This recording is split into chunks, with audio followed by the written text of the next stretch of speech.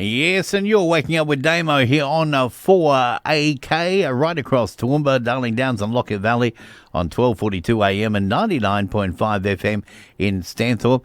Time for us to get a bit of history, and we'd like to do that with Harold Peacock from History Out There, who's got another amazing tale this morning. Good morning, mate.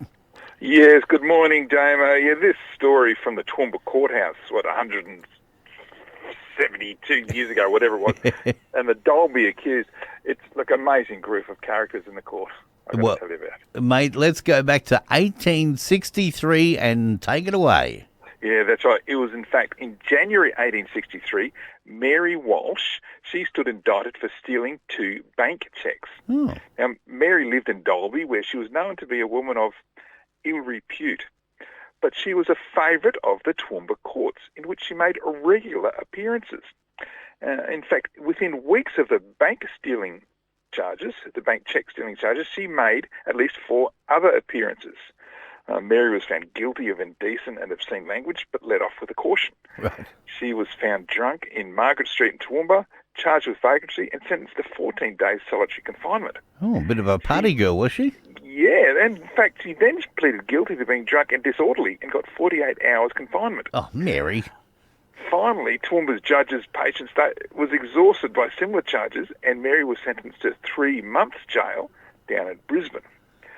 But despite Mary's less than perfect record, still, she appears to have been the most innocent in her cheque-stealing case. Oh. Now, the 2 cheques were drawn by Mr. Henry Thorne. He was a member of the Queensland Legislative Assembly representing Northern Downs. He managed the Warra Warra station west of Dalby for his father.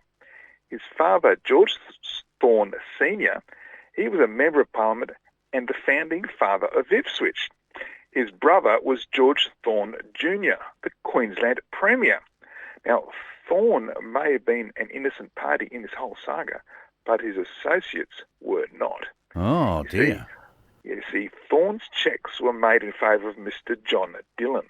Dillon was supposedly a lawyer in New South Wales, but when he applied to be admitted to practice in Queensland, his application was refused because it was so flawed. Dillon failed to say if he'd done anything to be struck off in New South Wales. He didn't provide any references, declined to say how he arrived in the colony, and in fact, it appeared he wasn't in the colony at all. Then there was Mr. Josiah Milstead. Now, he was licensee of the Plough Inn at Dalby and a former convict.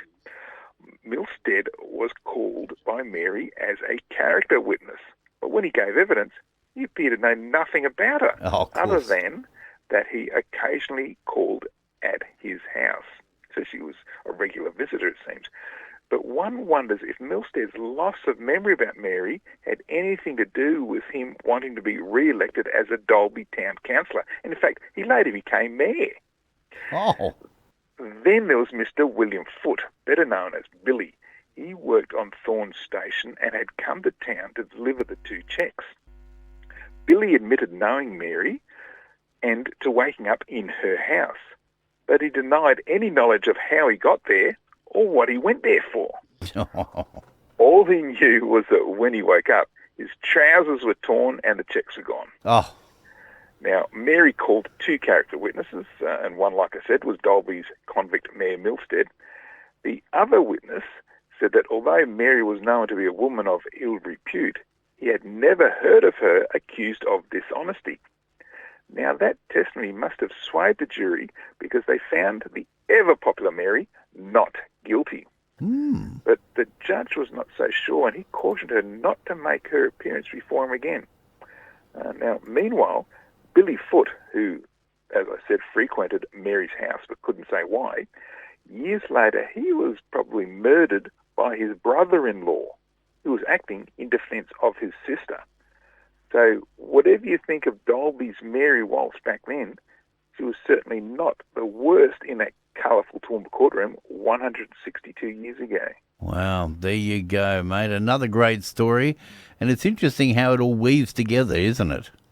Yeah, look, and there were so many people there that the background they had in the future, like there's a Toowoomba mayor, or Dalby mayor, who was, well, allegedly quite friendly with Mary Walsh, who was going to be character witness, but he denied all knowledge of her. So, yeah, there was a lot going on in there. Yeah, I'm sure. Now, mate, you're going to post this up so we can all have a little read of it. And where can people find this story?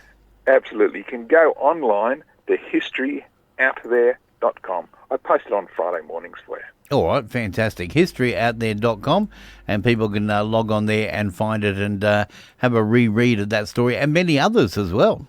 That's right. There's over 50 short stories on Toowoomba, Darling Downs, Lockyer Valley and the Granite Belt. They're all there for you. Historyouthere.com. All right, mate. Appreciate the chat and the story, and look forward to catching up again next week. Looking forward to it, Damo. There we go, Harold Peacock, and jump onto the website historyouthere.com and you can have a little look and see some of those wonderful stories that he's told. In a moment, we're going to check out all the birthdays.